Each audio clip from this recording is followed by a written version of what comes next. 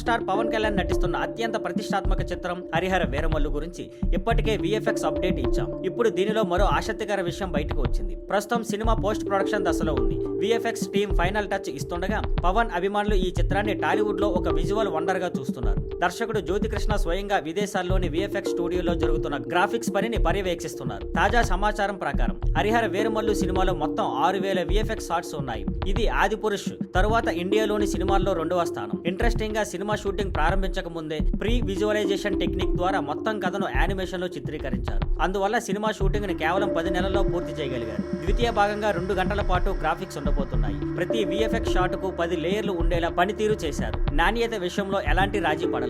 దర్శకుడు జ్యోతికృష్ణ మాట్లాడుతూ ఆయన తండ్రి ఏఎం రత్నం 1995లోనే భారతీయుడు సినిమాలో గ్రాఫిక్స్ ను పరిచయం చేసిన వ్యక్తి అని గుర్తు చేశారు. అప్పట్లో ఇండియాలో గ్రాఫిక్స్ స్టూడియోలు లేకపోవడంతో హాంకాంగ్ కు వెళ్లి అవుట్ సోర్స్ చేశారు.